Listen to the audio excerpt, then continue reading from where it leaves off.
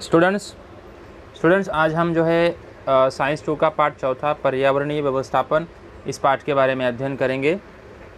देखिए, पर्यावरणीय व्यवस्थापन ये 9वीं में भी आपने लेसन पढ़ा है, लेसन 9, लेकिन उसमें पर्यावरण व्यवस्थापन भी इसमें कैसा प्रदूषण, कचरा वगैरह इसके बारे में बताया गया था। तो यहाँ पे एक्चुअल में जो पर्यावरण है, थोड़ा बहुत प्रदूषण, पर्यावरण संवर्धन करना, कि पर्यावरण का रक्षण क्यों करना चाहिए, वो सब इस पार्ट में बताया गया है। ठीक है, तो ये थोड़ा याद कीजिए, विचार कीजिए और बताइए। ये सब आपको 25% के हिसाब से बोर्ड में नहीं आता है, क्योंकि इससे पहले आता था, लेकिन जैसे मैं बताते जा रहा हूँ कि ये बोर्ड में आपको नहीं पूछा जाएगा। देखिए, एक पुनरावलोकन के लिए बोला गया है, यानी कि रिवीजन, कि परिसंस्था किसे कहेंगे। तो देखिए, जैविक और अजैविक घटक, उसी प्रकार उसमें परस्पर पाए जाने वाले अंतरक्रिया, ये सभी मिलकर परिसंस्था का निर्माण होता है। देखिए, जैविक और अजैविक घटक, जैविक मतलब जिसको हम बोलेंगे सजीव, और अजैविक मतलब जिसको हम बोलते हैं निर्जीव। तो सजीव और निर्जीव, उसमें जो परस्पर जो अंतरक्रिया चलती है, तो ये सब मिलके क्या होता है, परिसंस्था का निर्माण होता है। जैसे यहाँ पे देखिए, उदाहरण अगर हम देखेंगे, सूर्य देखिए क्या है, सजीव नहीं है, वो बल्कि निर्जीव है।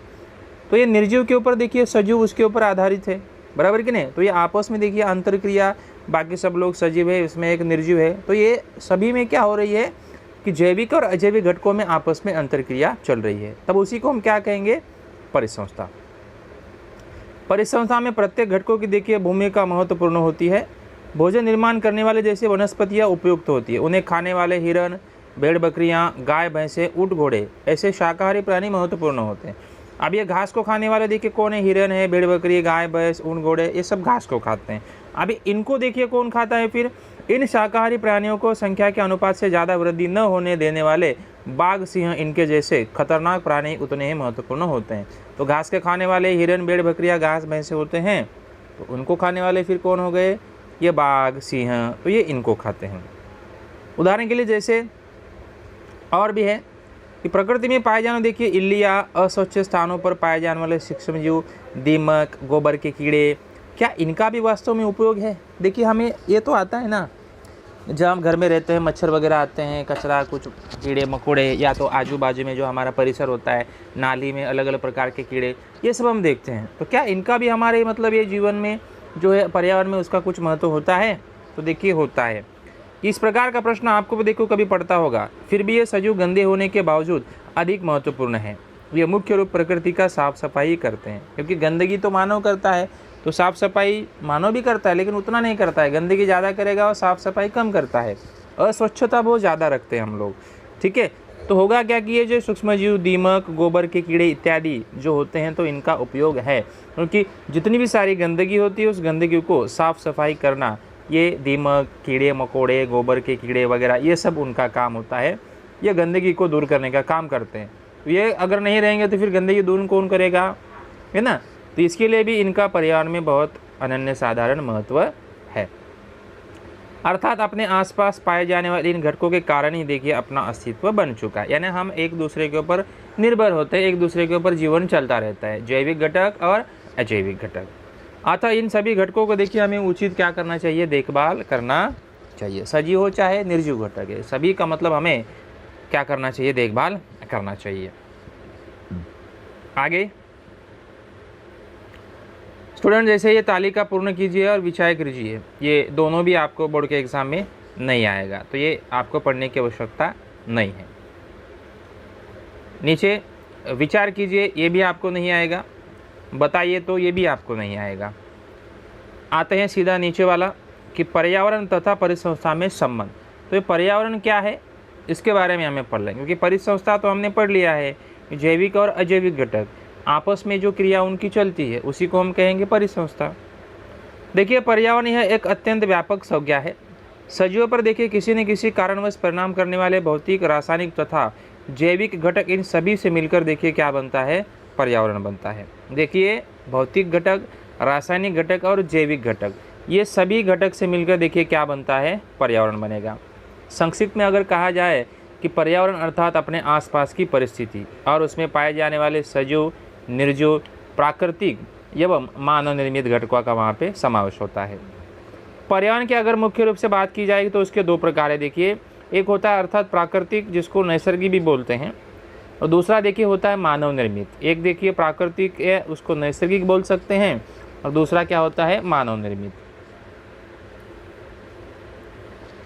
अब देखिए कि प्राकृतिक पर्यावरण में देखिए क्या होता है, हवा, वातावरण, जल, भूमि, सजीव, इन सबका समावेश कहाँ पे होगा, प्राकृतिक पर्यावरण में होगा। और इनमें से देखिए जैविक तथा अजैविक घटकों में सतत अंतर्क्रिया चलती रहती है और उनके परस्पर संबंध अधिक महत्वपूर्ण होते हैं। मानव निर्मित पर्यावरण का भी देखिए प्राकृतिक पर्यावरण पर प्रत्यक्ष या अप्रत्यक्ष थोड़ा बहुत प्रभाव पड़ता ही है। मूलतः पर्यावरण में देखिए दो मुख्य घटकों का समावेश होता है, जैविक और अजैविक। तो पर्यावरण में देखिए दो ही घटक होते हैं। पर्यावरण में कौन से घटक होते हैं, दो ही घटक। कौन से, जैविक और अजैविक, यानी सजीव और निर्जीव। उसके बाद में देखिए जैविक तथा अजैविक घटक, इनके आंतरिक संबंध का अध्ययन करने वाले विज्ञान को पारिस्थितिकी कहेंगे। इसको आपको टिक करना रहेगा कि पारिस्थितिकी किसे कहते हैं। परिभाषा या रिक्त स्थान पूछा जा सकता है कि जैविक तथा अजैविक घटक, इनके आंतरिक संबंध का अध्ययन करने वाले विज्ञान को पारिस्थितिकी कहेंगे। मतलब सजीव और निर्जीव दोनों में आपस में अंतरक्रिया क्या चल रही है, इसका अध्ययन करने वाले विज्ञान को हम क्या कहेंगे, परिस्थिति। अध्ययन मतलब जिसके बारे में पढ़ाई की जाती है, किसके बारे में, कि निर्जीव और सजीव के आपस में बीच में कौन कौन सी क्रियाएं चल रही है, उसका पढ़ाई करना, मतलब वो पढ़ाई करने का विज्ञान क्या हो गया, परिस्थितिकी। और परिस्थिति का अध्ययन करने के लिए जिस कार्यात्मक इकाई का उपयोग किया जाता है उसे हम कहेंगे परिसंस्था। परिसंस्था का देखिए पहले भी परिभाषा था, लेकिन वैज्ञानिक की भाषा में अगर कहा जाए तो ये परिभाषा कि परिस्थिति का अध्ययन करने के लिए जिस मूलभूत कार्यात्मक इकाई का उपयोग किया जाता है वो परिसंस्था है। यानी कि परिस्थिति का मतलब पता है कि जैविक और अजैविक घटकों का संबंध का पढ़ाई होता है, और उस परिस्थिति का अध्ययन करने के लिए जिस इकाई का उपयोग हम करेंगे उसको हम क्या कहेंगे, परिसंस्था। पर्यावरण में देखिए अनेक परिसंस्थाओं का समावेश होता है। कुछ परिसंस्थाओं का अध्ययन पिछली कक्षा में भी हमने किया था। विचार किया जाए तो पानी का एक छोटा सा गड्ढा भी परिसंस्था है। पानी का छोटा सा गड्ढा भी परिसंस्था कैसे हो गया, क्योंकि पानी का गड्ढा अगर हम देखेंगे तो पानी के गड्ढे में देखिए शैवाल होता है, बराबर, कीड़े मकोड़े भी होते हैं। पानी कैसा है कि निर्जीव है, बराबर, गड्ढा भी निर्जीव है, लेकिन इसके अंदर रहने वाले तो सजीव है ना, कीड़े मकोड़े छोटे वगैरह सब होते हैं, छोटी छोटी मछलियाँ, बराबर ना। तो ये मतलब वहाँ पे जैविक और अजैविक ये दोनों का वहाँ पे क्या हो रहा है, आपस में आंतरिक संबंध हो रहा है। और हमारी जो पृथ्वी है सबसे बड़ी परिसंस्था है। संक्षिप्त में किसी एक निश्चित भौगोलिक क्षेत्र में व्याप्त प्रदेश के जैविक तथा अजैविक घटक, उसी प्रकार उनमें की जाने वाली अंतरिक्रिया, ये सभी एकत्रित होकर वहाँ पे क्या बनती है, परिसंस्था बनती है। और ये सभी बातों को हमें क्या करना चाहिए, ध्यान में रखना चाहिए कि जैविक और अजैविक ये दोनों घटकों से मिलकर ही वहाँ पे क्या होता है, परिसंस्था बनता है। और कि पर्यावरण में देखिए जल चक्र, विविध गैसीय चक्र जैसे कार्बन चक्र, नाइट्रोजन चक्र, ऑक्सीजन चक्र, ये देखिए ऑक्सीजन चक्र, नाइट्रोजन चक्र, कार्बन चक्र और जल चक्र, ये हम लोग 9वीं में पढ़ चुके हैं, ठीक है, चक्रों के प्रकार। तो ये ऑक्सीजन ऐसे अनेक प्राकृतिक चक्र नियमित रूप से शुरू रहने से पर्यावरण संतुलन बनेगा। अगर ये चक्र चलते हैं तभी तो क्या होता है पता है, पर्यावरण का संतुलन बना रहता है। और परिसंस्था के विभिन्न भोजन श्रृंखलाओं के कारण ही पर्यावरण का संतुलन भी क्या होता है, बनाए रहता है। तो संतुलन बनाए रखने के लिए ऐसे बहुत सारे जो है घटक जिम्मेदार होते हैं। ये नीचे वाला बॉक्स भी आपको नहीं आएगा। पर्यावरण संवर्धन देखिए क्या होता है कि संवर्धन मतलब पर्यावरण का रक्षण करना, ठीक है। तो पर्यावरण का रक्षण देखिए,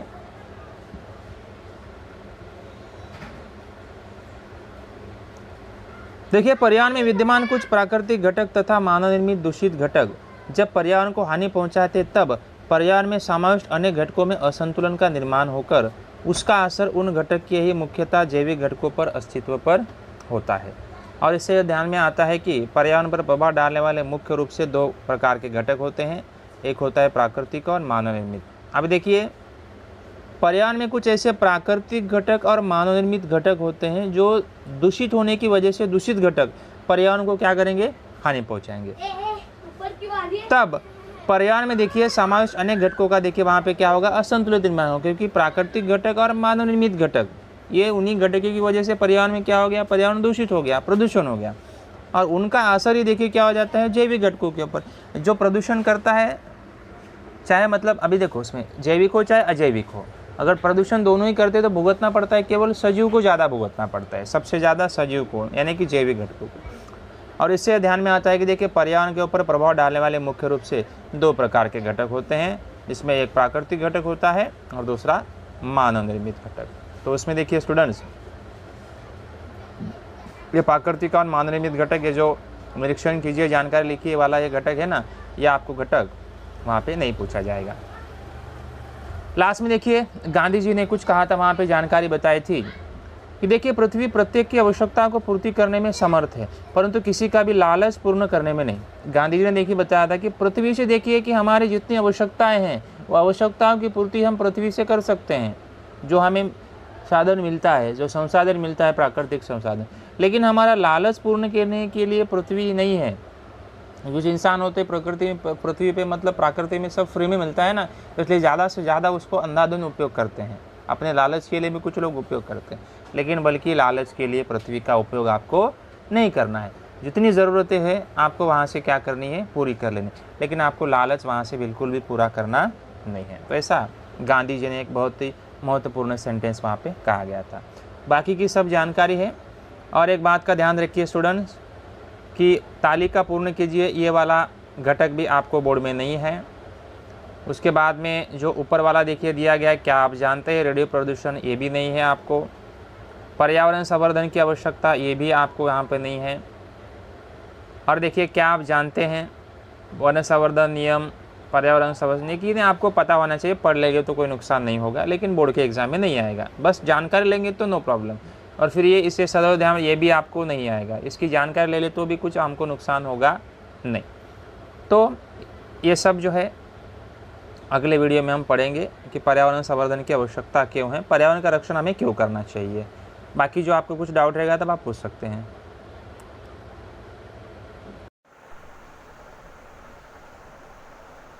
स्टूडेंट देखिए आज पृथ्वी पर अनेक प्राकृतिक तथा मानव निर्मित घटकों का दुष्परिणाम होकर अनेक पर्यावरण समस्याएं निर्मित हो रही है। पर्यावरण प्रदूषण उनमें से एक प्रमुख समस्या है। सामान्य रूप से किसी भी वस्तु अथवा पदार्थों का दूषितीकरण अर्थात उसका प्रदूषण होता है। प्रदूषण की भाषा देखिए बताई गई है कि सामान्य रूप से किसी भी वस्तु अथवा पदार्थों का दूषितीकरण होना, ठीक है, उसको प्रदूषण कहा जाता है। पर्यावरण प्रदूषण अर्थात प्राकृतिक घटनाओं से तथा मानवीय क्रियाकलापों द्वारा आसपास के पर्यावरण में होने वाला अनावश्यक तथा अस्वीकार्य बदलाव। ऐसा बदलाव हो जाता है कि लोगों को स्वीकार नहीं हो जाता है, तब हम उसे कहेंगे कि प्रदूषण हो गया।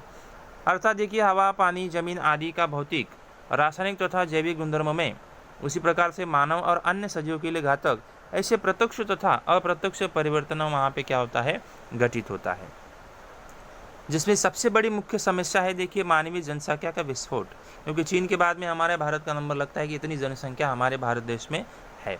फिर तीव्र गति से होने वाला औद्योगिकरण, जितनी कंपनी, फैक्ट्रीज वगैरह सब बंद, बिजनेस जो बढ़ रहा है। फिर प्राकृतिक संसाधनों का अंधाधुंध उपयोग, जो प्राकृतिक संसाधन मतलब लकड़ी, पानी, मिट्टी वगैरह सब मिलता है ना, क्योंकि हम सब फ्री में मिलता है, तब हम अंधाधुंध उपयोग करते हैं, उसके बारे में हम सोचते नहीं हैं।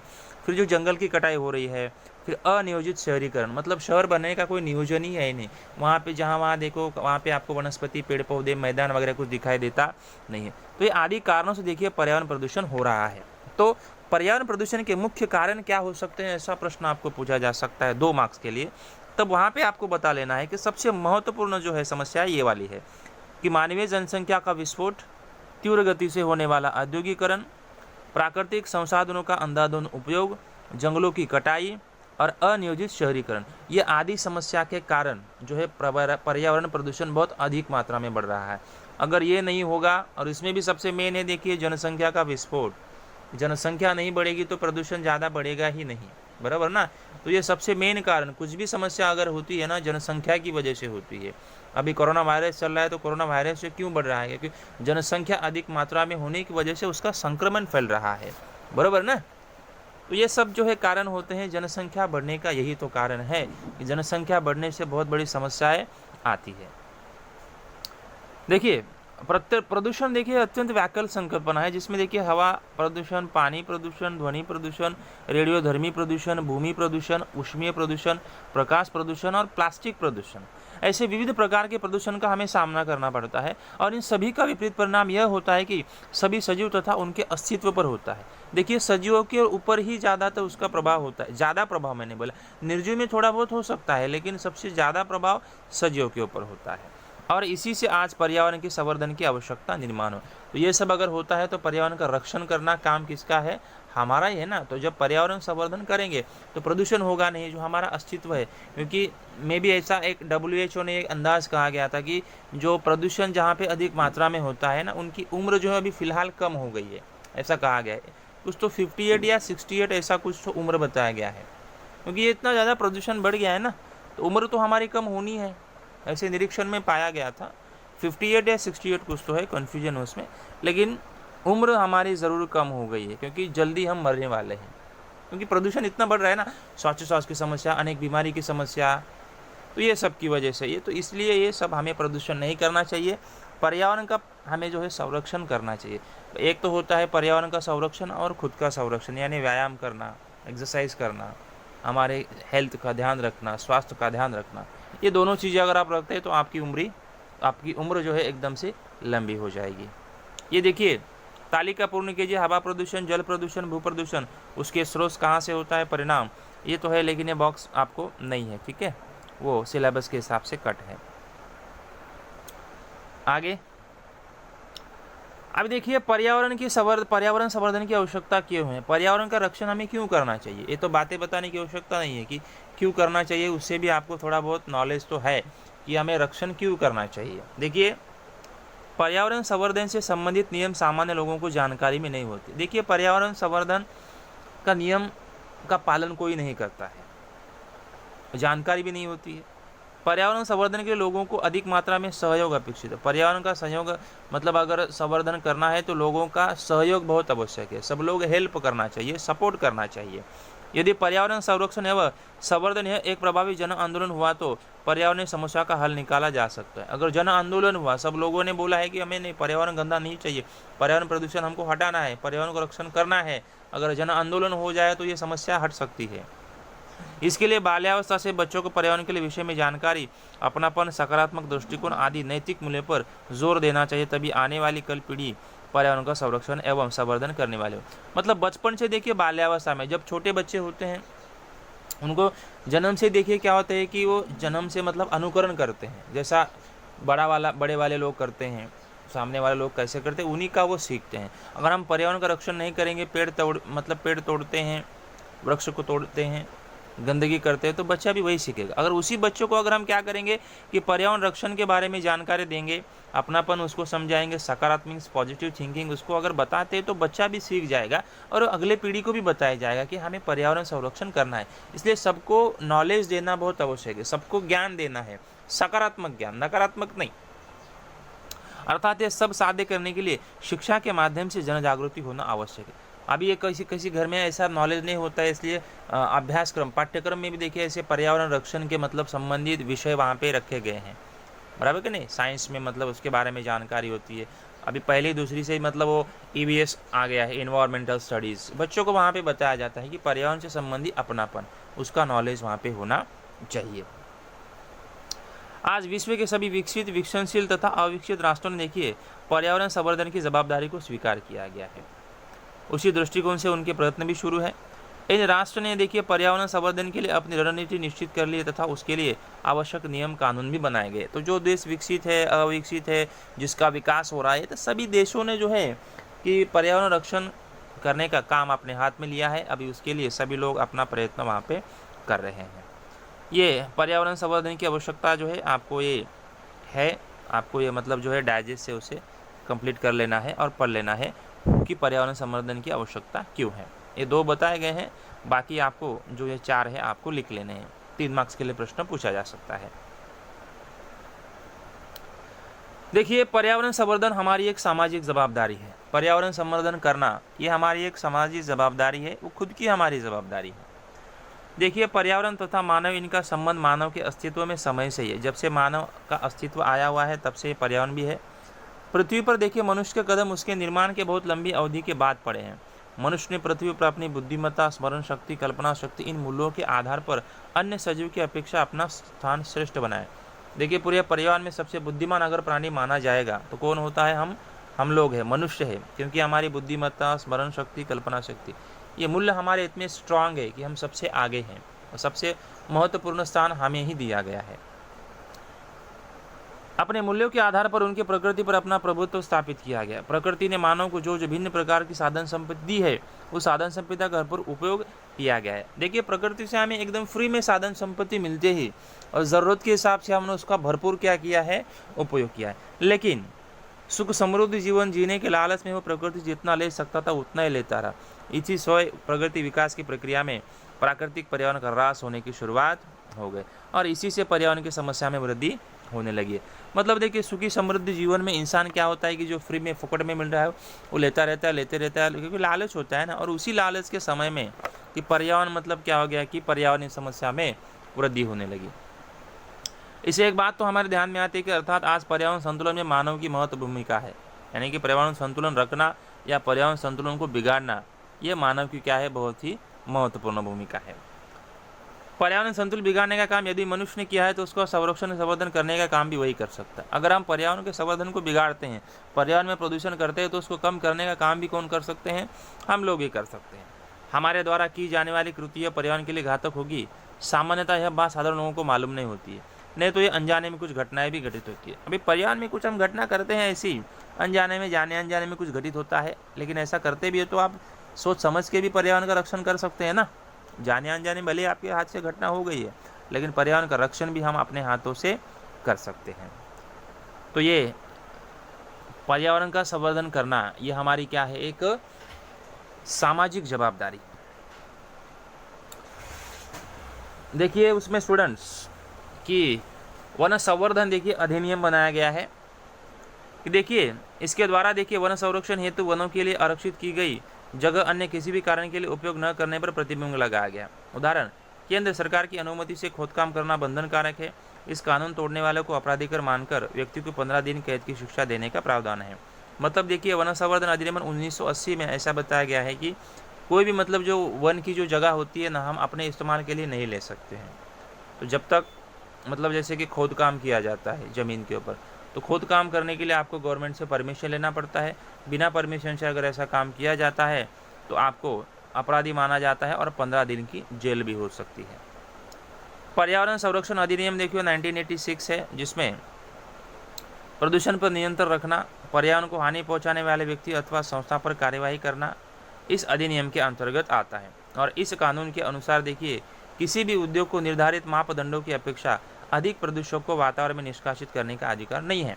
यानी कि जो प्रदूषक होते हैं, जो प्रदूषण करने वाले घटक होते हैं, कि पोल्यूशन आपको नहीं करना है, इसलिए देखो जितने भी सारे दुकान वगैरह होते हैं प्रदूषण का, वो मतलब नियमों का उनको पालन करना पड़ता है। अगर उल्लंघन करते हैं तो उनको केस होता है, जेल होता है। इस नियमों का एवं कानून का उल्लंघन करने वाले व्यक्ति को देखिए 5 वर्ष की तक की सजा, कैद अथवा 1 लाख तक आर्थिक रूप से दंडित करने का प्रावधान है। और पर्यावरण विषय कानून को प्रभावी रूप से लागू करने के लिए राष्ट्रीय हरित न्याय प्राधिकरण की संस्था 2010 में की गई है।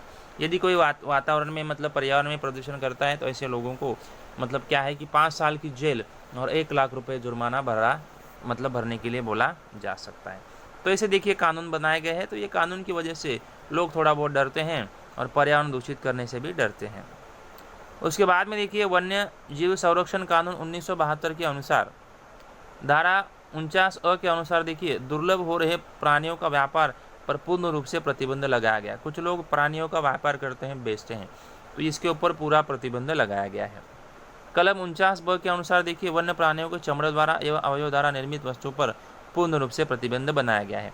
ये देखिए वन्य प्राणियों के देखिए चमड़ों से वस्तुएं बनती है, चमड़े का जूता, चमड़े का बेल्ट, चमड़े की बैग, चमड़े का पर्स, ये सब जो बनता है उसके ऊपर पूरी तरह से पूर्ण प्रतिबंध लगाया गया है। लेकिन लगाया गया भले भी है, लेकिन जो है हर जगह पे सब बिजनेस वगैरह चलता रहता है।